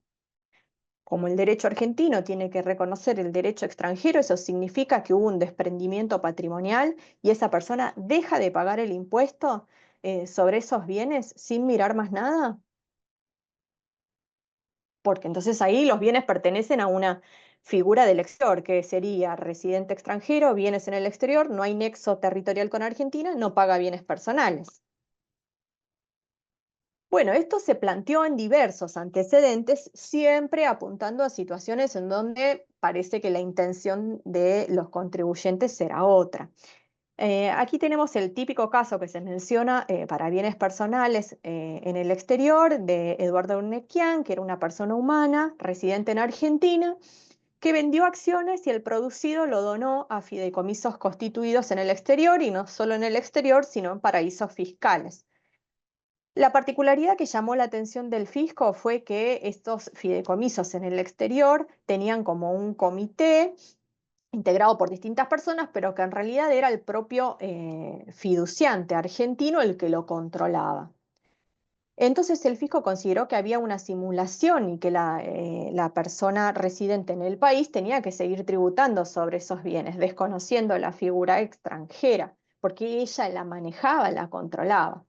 En materia penal se consideró que no había que usar de forma excesiva el principio de realidad económica y que la existencia de un protector, como les mencionaba antes, que es una figura que está en el derecho extranjero, de este comité de control, no implica necesariamente que el fiduciante no se haya desapoderado de los bienes. Por otro lado, tenemos en el año 2013 una consulta vinculante en donde lo que se planteó era, desde el punto de vista del beneficiario, no ya del fiduciante que aportaba, sino el beneficiario de un trust. ¿Qué particularidad tenía? ¿Por qué se generó la duda? Porque tenía facultades para disponer la distribución de los ingresos o del capital del trust, pero no las había ejercido. Y el trust era irrevocable. Entonces, en ese caso, el fisco le contestó que era un patrimonio separado, el de la figura extranjera, separado del fiduciante y de los beneficiarios, que en esos casos la ley del impuesto a los bienes personales no preveía la tributación y que, por lo tanto, el beneficiario no tenía que tributar sobre esos bienes que formaban parte del patrimonio de la figura extranjera, pero dejó a salvo la posible aplicación del impuesto en casos en donde la realidad económica indicase que el sujeto tiene facultades tan importantes que en definitiva hacen interpretar que los bienes le siguen perteneciendo. Siempre está, digamos, ese fantasma atrás del impuesto sobre los bienes personales respecto de figuras extranjeras. Luego tenemos este antecedente del Tribunal Fiscal, en donde una persona constituyó 3 trusts irrevocables también, a diferencia del otro caso, y que era fiduciante y fiduciario a la vez. Y el fisco también observó que ejercía cierto control la persona sobre las actividades del fideicomiso, que hacían presumir que entonces le seguían perteneciendo los bienes. Y en este caso, por un tema de prueba, el Tribunal Fiscal compartió la postura del fisco porque consideró que la documentación que habían aportado las partes no era suficiente para probar el desprendimiento del patrimonio. Luego tenemos algunos antecedentes que nos pueden ayudar para resolver alguna situación o para pensar más situaciones conflictivas. A través de esta ley del año 2019 se había modificado el impuesto a los bienes personales y se había facultado al Poder Ejecutivo a fijar alícuotas diferenciales superiores para los bienes situados en el exterior y reducirla cuando había repatriaciones. Y en ese marco lo que es interesante observar es estas disposiciones ya no están más en la ley, pero ¿qué es importante? ¿Por qué las traje? Porque en el marco de esas disposiciones, por ejemplo, se definía como bienes situados en el exterior que iban a poder ser pasibles de este tratamiento a los derechos inherentes al carácter de beneficiario o fideicomisario. Entonces acá también se plantea la inquietud de a qué derechos está pensando el legislador que puede gravar el impuesto a los bienes personales. ¿Al derecho en expectativa a recibir beneficios o está pensando tal vez en créditos ya devengados, todavía no percibidos? Pero también el tratamiento de los derechos en el impuesto a los bienes personales es bastante discutible. Y luego tenemos este grupo de antecedentes que se dieron respecto del aporte solidario, que era bastante parecido en cuanto a su forma de determinación con el impuesto a los bienes personales. ¿Qué particularidad tuvo esta legislación? Que ahí la propia ley y el reglamento decía que en la base imponible se iban a incluir los aportes a trust o fideicomisos y estructuras análogas, como si fueran bienes propios del aportante. Esto fue cuestionado ante la justicia, quien consideró que las normas eran inconstitucionales cuando se trataran de trust irrevocables. Dijeron los tribunales que gravar esos bienes aportados a un trust irrevocable violaba el principio de capacidad contributiva porque los bienes ya no estaban en el dominio de estas personas. Por último, pensemos que una persona domiciliada en Argentina, entonces si participa en un fideicomiso del país, les digo, paga el fideicomiso como sustituto. Si aporta sus bienes a un fideicomiso del exterior, los bienes están en el exterior, está toda esta discusión respecto de con qué facultades se queda. ¿Perdió la propiedad de los bienes realmente y entonces no debe tributar o hay algo más atrás? Y otro caso que podemos pensar es que esta persona tiene bienes en Argentina y los aporta a una figura del exterior. Entonces eso hace que la persona deje de tributar bienes personales con solo ese traspaso. Ahora el dueño de esos bienes es una figura del exterior. En ese caso tenemos que prestarle atención al tipo de bien de que se trate, porque en el artículo 25.1 y en el 26 de la Ley de Bienes Personales hay presunciones que no admiten prueba en contrario de que ciertos bienes que están situados en Argentina, pero que pertenecen a patrimonios extranjeros, en verdad pertenecen a sujetos pasivos del gravamen y se debe tributar. Pero son casos puntuales de ciertos bienes que deben ver en forma particular en esos artículos. Vamos entonces al último tributo, el impuesto al valor agregado, y nos preguntamos si allí el fideicomiso puede ser sujeto pasivo del impuesto. Lo cierto es que la ley del impuesto al valor agregado, al momento de determinar el sujeto pasivo, es bastante general. Utiliza expresiones amplias y nos dice que pueden ser sujetos pasivos del tributo quienes perfeccionen el hecho imponible, aunque no tengan personalidad jurídica, dice cualquier ente individual o colectivo que verifiquen una operación alcanzada. Con lo cual esto parecería dejar incorporado al ámbito subjetivo del impuesto a los fideicomisos, y así lo entendió el fisco en diversos antecedentes. Los fideicomisos pueden ser sujetos pasivos del IVA en la medida que verifiquen el hecho imponible. Incluso encontramos unas exenciones para ciertos fideicomisos que uno está disuelto y el otro fue reemplazado, pero se los traigo como para pensar el caso.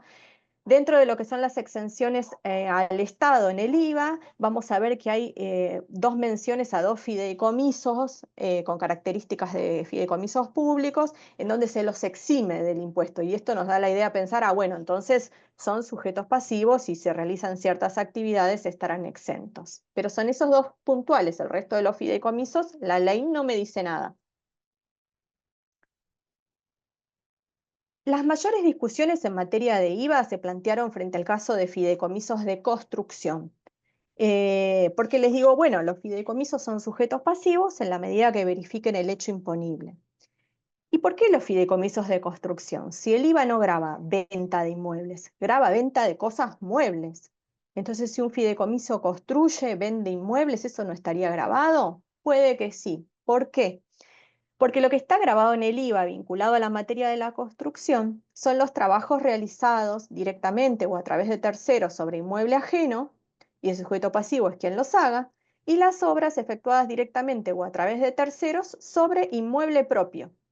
Y acá se nos presentan entonces un montón de sujetos y en el medio uno de ellos puede ser el fideicomiso. Alguien es dueño de un inmueble, alguien construye, alguien compra una unidad terminada. ¿Cómo trato esa operatoria si en el medio hay un fideicomiso? Las dificultades se plantean porque dijimos que los fideicomisos tienen normas especiales en el derecho de fondo respecto del tipo de propiedad que tiene el fiduciario respecto de los bienes aportados. No es un dominio perfecto, es un dominio fiduciario y eso tiene implicancias en el IVA. Si un fideicomiso está construyendo sobre un inmueble, ¿puedo decir que es un inmueble propio del fideicomiso cuando en realidad su dominio es fiduciario? Entonces, si digo que es propio, puede estar el fideicomiso haciendo una obra sobre inmueble propio, pero si digo que un fideicomiso no tiene la propiedad de un inmueble, entonces no, nunca podría decir que el fideicomiso configura ese hecho imponible. Por ahí pasan básicamente las discusiones y también tienen que ver con quién computa los créditos fiscales al momento de que se está realizando una obra. ¿Es el fideicomiso, pero el fideicomiso va a configurar el hecho imponible o no? ¿O el crédito fiscal es un sujeto y después el débito se lo va a generar otro y se genera una inconsistencia? Bueno, esto es un poco lo que les comenté recién. El hecho imponible obra sobre inmueble propio en IVA requiere que el inmueble sea propio, que el que desarrolla la actividad sea una empresa constructora, que la ley me dice que si bien es cualquier persona jurídica tiene que tener un propósito de lucro.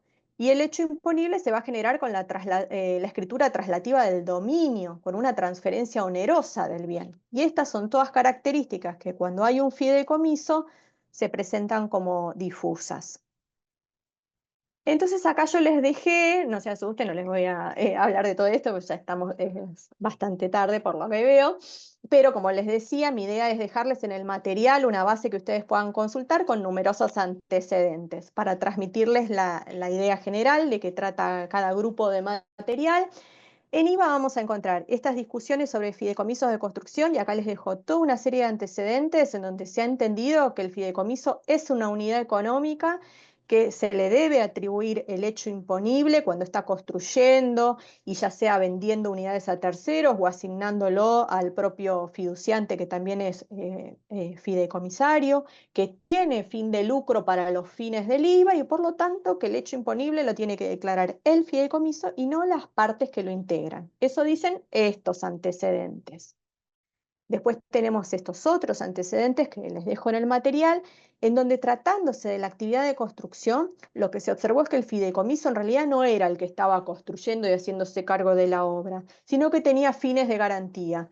Era en realidad el fiduciante el que estaba haciendo la construcción y había aportado el inmueble al fideicomiso para garantizar la finalización de la construcción.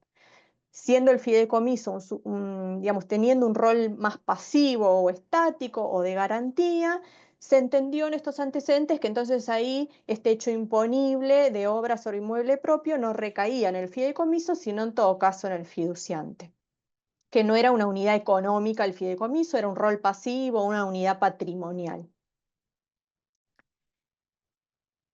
Luego tenemos todo un grupo de antecedentes en donde se analizan si los fideicomisos de construcción pueden asimilarse a consorcios de construcción. ¿Por qué?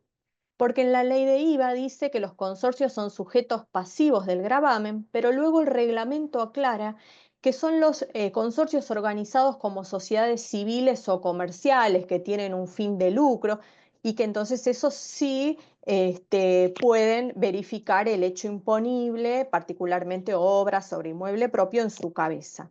Pero si son consorcios a condominio, en donde las partes, bueno, se organizan para realizar gastos en común y luego ellas mismas se asignan el trabajo sobre el que van a desarrollar una actividad posterior.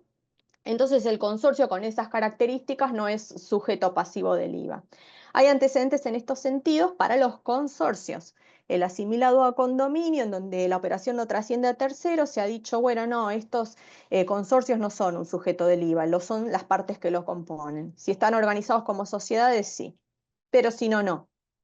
Entonces hubieron muchos casos en donde se quisieron asimilar los fideicomisos de construcción a estos consorcios organizados como condominios, cuando eso era el propio fiduciante el que hacía los aportes y luego recibía las obras. Entonces dijeron, bueno, esto es lo mismo que un consorcio organizado como condominio, no trasciende a terceros, entonces el fideicomiso de construcción de costo no debe tributar.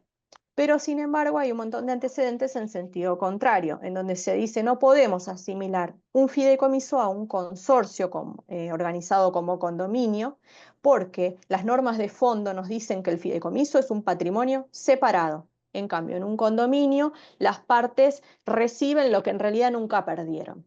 Entonces se marcan unas diferencias en estos antecedentes conforme a las cuales los fideicomisos de construcción son sujeto pasivo del IVA, como les decía al principio. ¿Y cuál es el problema con estos criterios? O sea, sentado un criterio, tenemos la complicación de lo que puede venir atrás.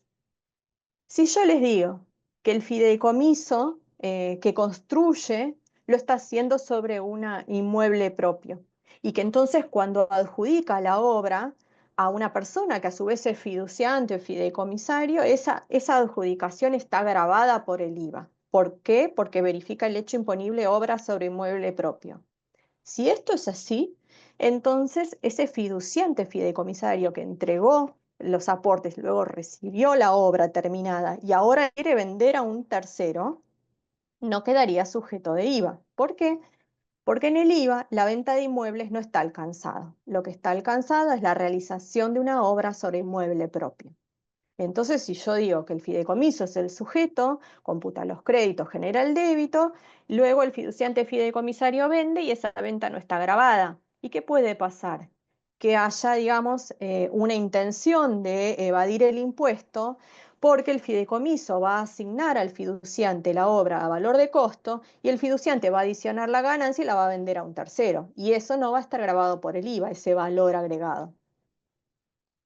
Entonces tenemos estos antecedentes en donde, mirando un poco el negocio subyacente, la realidad de la operación, se concluyó que en algunos casos el resultado de la operación de venta de la obra debe atribuirse ¿en quién? En este sujeto, en el fiduciante fideicomisario, que por ejemplo, en este último caso, para darles un ejemplo de todos los que hay, en López Mariana, era una persona humana que realizaba el aporte, recibía la adjudicación y en el mismo mes que recibió, vendió. Entonces dijeron, no, bueno, en ese caso es la persona la que va a declarar el hecho imponible, obra sobre inmueble propio, sobre el precio que corresponde.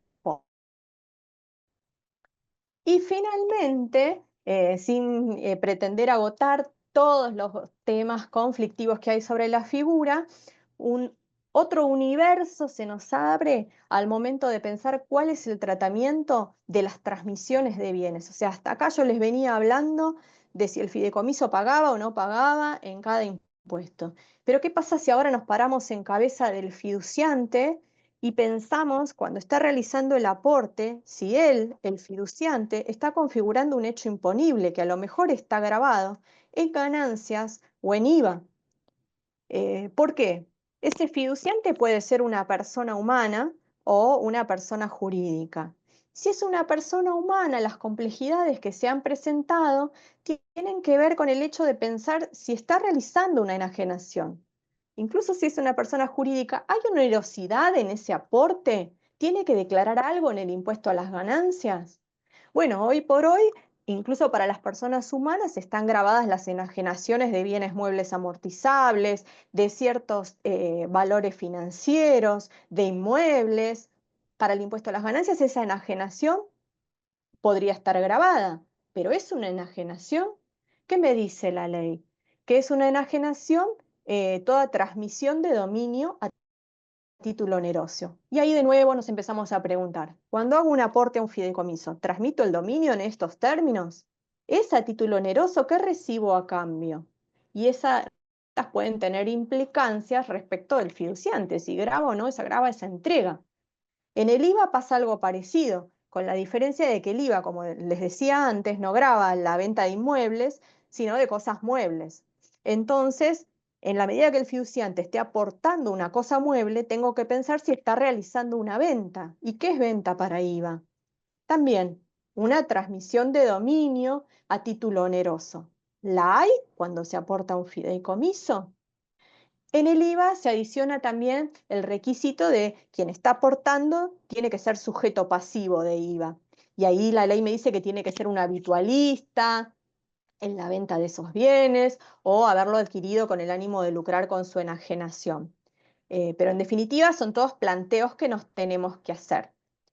También en el IVA, si bien la venta de inmuebles no está grabada, podemos pensar qué pasa si el fiduciante lo que aporta es una obra en construcción. Ahí hay algún antecedente en donde por las particularidades del caso se entendió que no había onerosidad.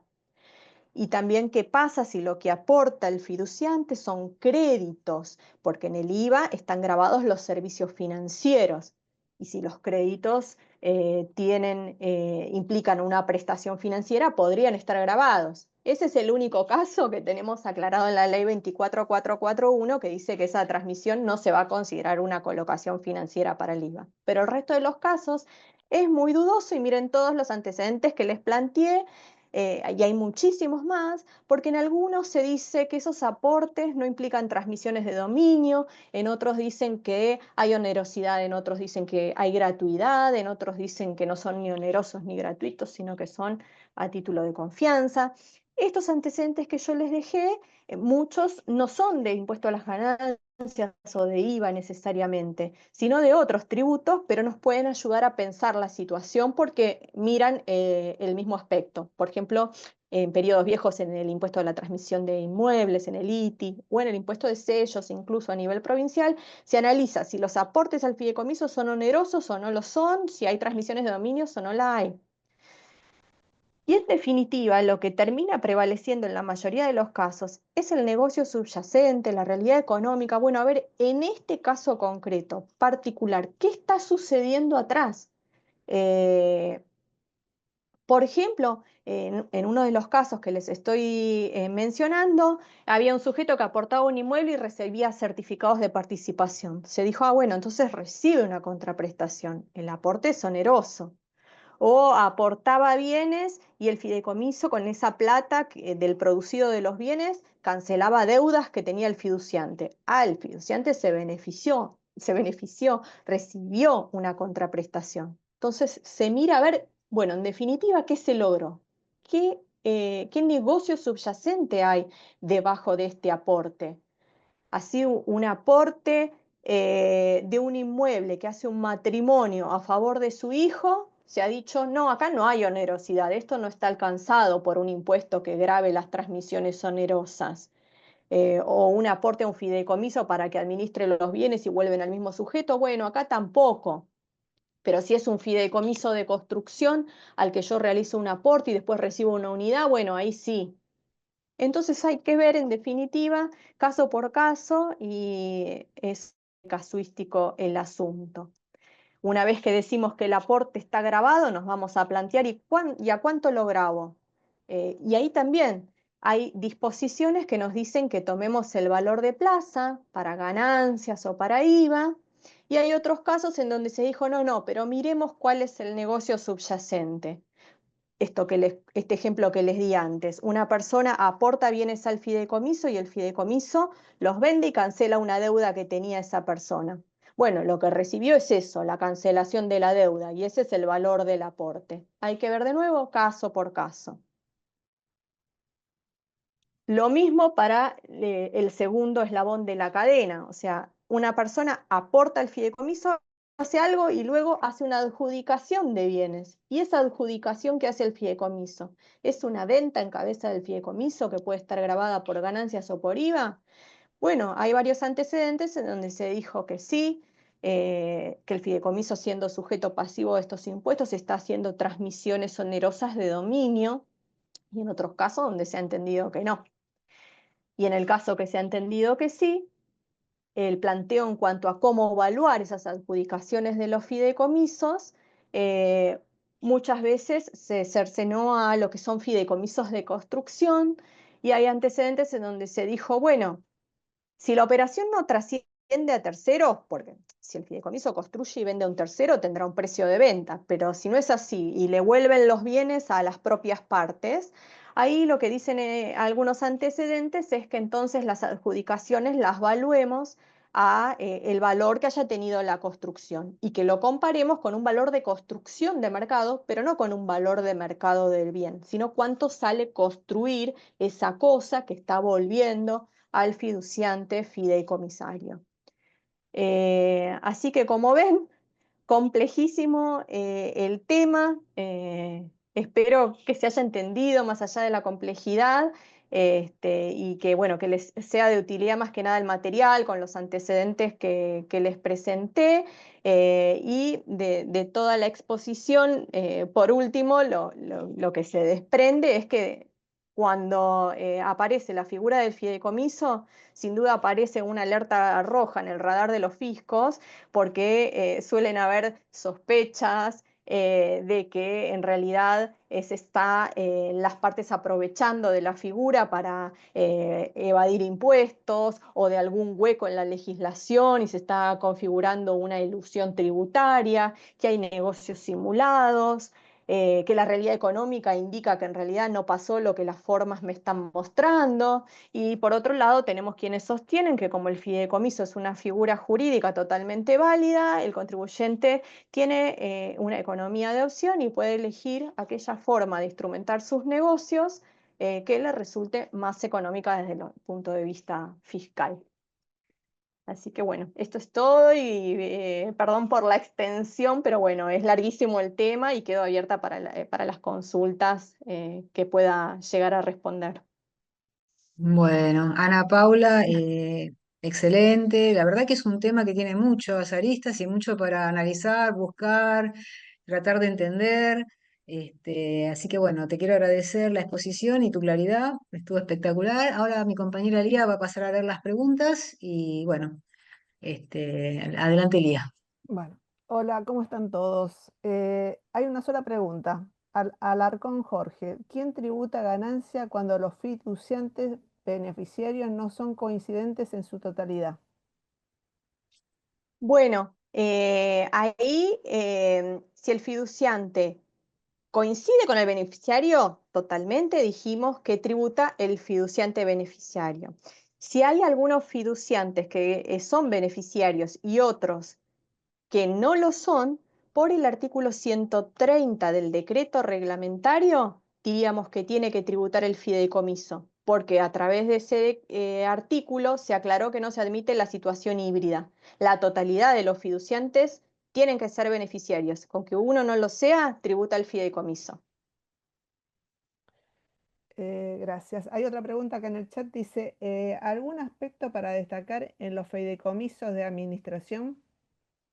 Bueno, los antecedentes que he visto en los fideicomisos de administración muchas veces tienen que ver con esto que les mencionaba al final en cuanto al tratamiento de los aportes y las adjudicaciones, en el sentido de que a lo mejor, dependiendo de la actividad que se está desarrollando, se interpreta que el aporte que hace el fiduciante a un fideicomiso para que solo le administre los bienes y luego vuelvan a él, no genera un hecho imponible ni en ganancias ni en IVA porque no hay onerosidad. Bueno, no hay más preguntas. Muchas gracias, muy clara la explicación. Y bueno, Gracias. el próximo diálogo de tributario es el 16 de octubre, Gobernanza Internacional. Así que bueno, nos estamos viendo. Muchísimas gracias a todos por estar.